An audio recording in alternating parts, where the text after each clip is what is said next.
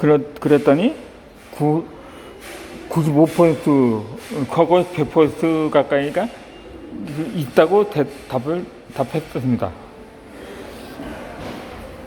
그 다음 해인 2020년도에 직장인 커뮤니티 블라인드가 직장인 1만 91명을 대상으로 번아웃을 경험해 본 적이 있느냐고 물었더니 89%가 그렇다고 대답을 했다고 합니다.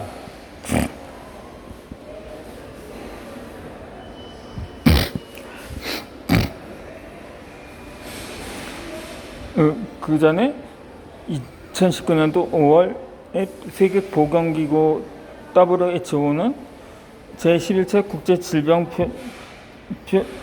표준 분류 기준의 번아웃 증후군을 제대로 관리되지 않은 만성적 직장 스트레스로 정의했습니다. WHO는 번아웃의 특징으로 에너지 고갈 및 소진, 일에 대한 심리적 거부감, 업무에 관한 부정적이고 냉소적인 감정 증가, 이 직무 효율 저하 등을 제시하기도 했습니다.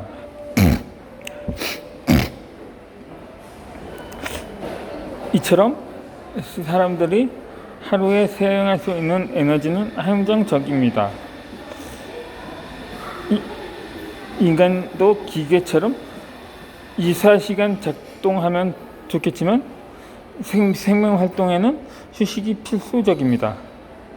하물며 기계도 자주 멈춰서 세워서 점검하고 그 점검을 해줘야 잔고장 없이 더 오래 쓸 수가 있습니다.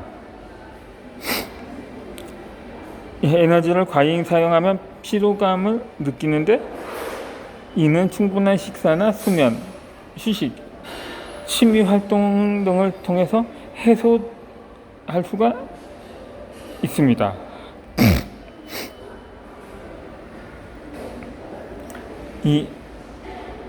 하지만 해소되는 피로보다 쌓이는 피로가 더 많은 상태에서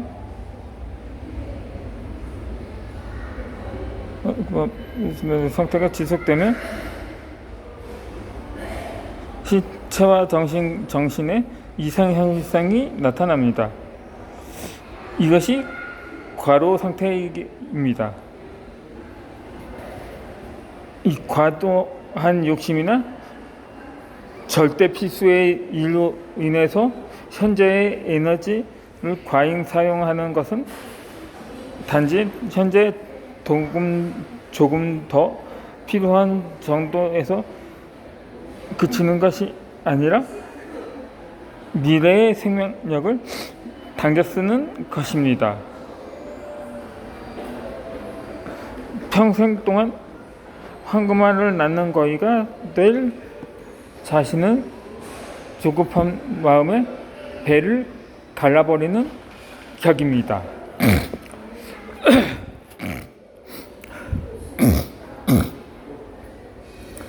이 컨디션이 좋으면 굳은 의지로 인생의 목표를 향해서 오늘 해야 할 일을 잘 해낼 수가 있습니다. 하지만 몸의 감기라든가 혹은 마음의 감기에 걸리게 되면 일에 제대로 집중하지 못하게 되고 업무 성과도 낮아집니다. 반면에 좋은 컨디션이 장기간에 유지된다면 이 목표로 하는 삶을 향해 걸어갈 수 있지만 나쁜 컨디션이 장시간 유지되면 현 상태를 유지하지 못하고 퇴보하게 됩니다. 이 컨디션을 관리하는 것이 목표 달성을 위한 선결 조건인 것입니다.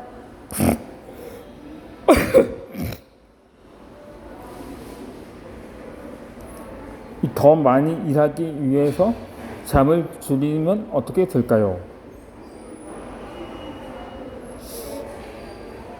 아마도 조기 사망 위험이 증가하거나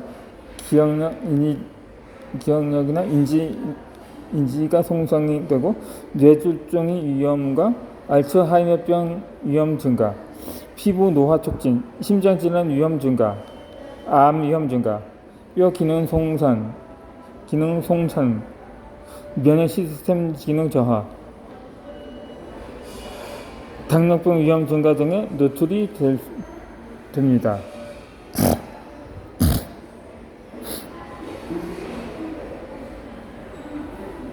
(1980년대) 미국 시카고 대학에서 쥐들에게 잠을 못하게 하는 실험을 했습니다. 2주 후에 실험쥐는 모두 죽었습니다. 생명은 에너지는 소모하면 피로가 쌓였는데 이 잠으로 피로를 해소하지 못하고 누적되어서 피로의 임계점을 넘으면 죽게 됩니다.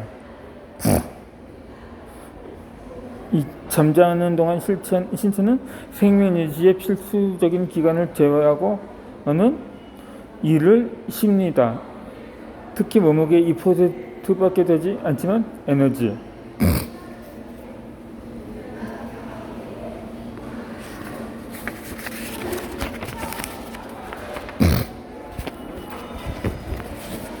는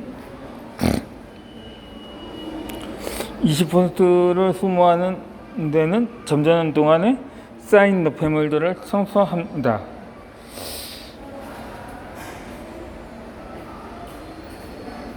이 잠들면은 뇌의 뉴런은 순차적으로 활동을 정지합니다. 이 활동을 멈춘 뉴런은 산소가 많이 필요하지 않기 때문에 혈액 공급이 일시적으로 차단이 됩니다. 혈액이 지나가던 자리에 뇌척수액이 흐르며 물청소를 시작합니다. 아데노신 등의 노폐물을 씻어내서 간으로 보내 정화작용을 합니다. 이 청소되는 노폐물 중에 하나인 베타 아밀로이드는 알츠하이머병의 원인 물질 중에 하나라고 합니다. 이 체력이 감당할 수 있는 것보다 과도하게 운동을 하는 것을 오버트레이닝이라고 합니다. 오히려 운동으로 몸을 순산시키면 손상된 몸이 다시 이전보다 조금 더 강하게 회복하는 그 과정에서 근육이 생깁니다. 이 웨이트 운동으로 근육에 타격을 주면 근세포에 상처가 생깁니다.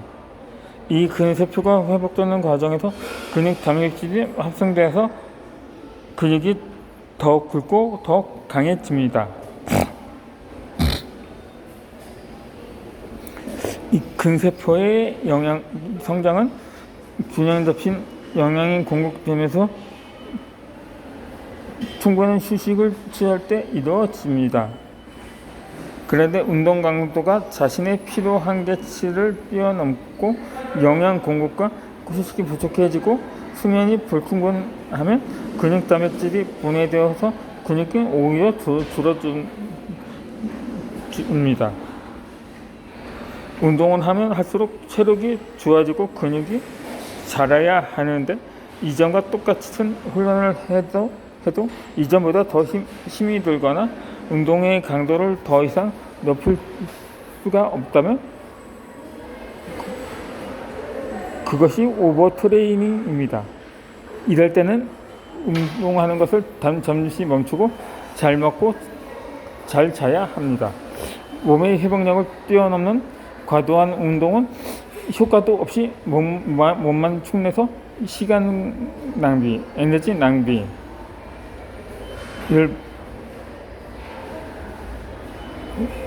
건강 악화만 불러옵니다. 이 근육 손상과 인대 손상, 피로 골절, 관절 손상, 장기 부상 등도 이야기합니다.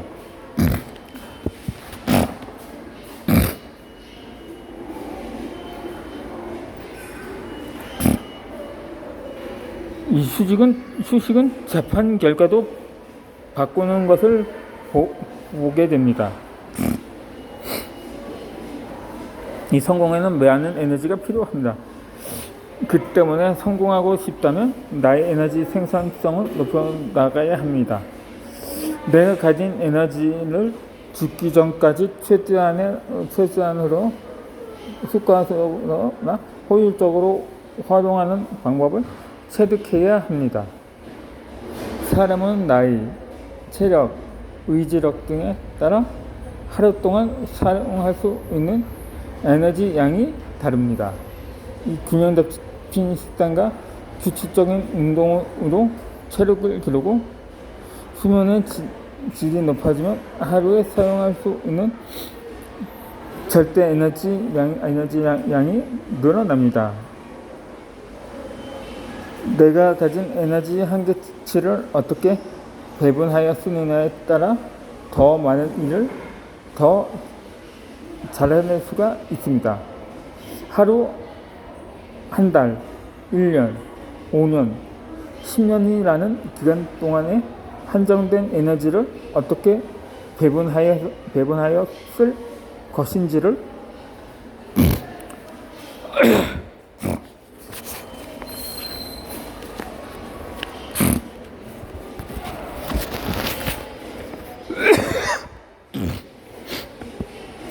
계획해야 합니다. 이런 계획 없이 애욕만이 앞서서 닥치는 대로 일에 몰입하면 번아웃이 옵니다. 그렇게까지 중요하지 않은 일에 에너지를 쏟고 정작 중요한 일을 하려니 에너지가 부족해서도 대충 하게 됩니다. 성공을 향해 뛰는 장거리 마라톤에서 속도 조절에 실패하면 중도 낙오하는 일이 생깁니다. 성공 후에 질병에 걸려서 남은 인생을 고통스럽게 지내야 할 수도 있습니다. 좋은 컨디션에서 건강한 기분으로 좋은 성과를 꾸준히 내는 것과 행복과 성공을 모두 거머쥐는 방법입니다. 이 컨디션에 따라 결과가 달라진다는 것을 보여준 흥미로운 사례가 있습니다. 이 미국 스탠퍼드 경영대학교의 조너선 레바브 교수와 이스라엘의 벤구리온 대학의 리오나 아브나임 페소 샤이 덴지거 교수는 휴식이 판결에 미치는 영향을 연구했습니다. 이스라엘 교도소에서 10개월 동안에 8명의 판사들이 맡은 1112건의 가석방 심사를 분석했던 것입니다. 이는 같은 기간에 이스라엘 전체 가석방 심사의 40%를 차지했습니다. 우리나라에서도 과중한 업무 탓에 과로로 병선을 하거나 질병으로 퇴직하는 판사들이 있을 만큼 판사는 과중한 업무에 시달리는 직업입니다. 이스라엘에서도 판사의 일과는 빡빡했습니다. 가석방 심사의 경우 한 명의 관판사가 관계자들의 주장을 듣고 약 6분 내에 결정을 내리는 방식으로 하루에 14건에서 35건을 심사를 했습니다. 의사결정은 에너지를 크게 소모하는 주요 활동이고 판사의 결정은 한 사람의 자유와 공동체 규범에 영향을 미칠 만큼 중대합니다. 판사는 이러한 중요한 결정을 연이어서 해야 했던 것입니다. 쉬면서 재충전할 시간은 오전에 간식 시간과 늦은 점심 시간 2번뿐이었습니다. 오전에 평균 7.8건의 평균을 내린 뒤에 30분 동안 쉬면서 오전 간식으로 샌드위치와 과일을 먹었습니다. 그리고 약 11.4건의 판결을 내리면 점심시간이 시작되었습니다. 판사들은 한 1시간 동안 점심을 먹고 돌아왔습니다. 빠이.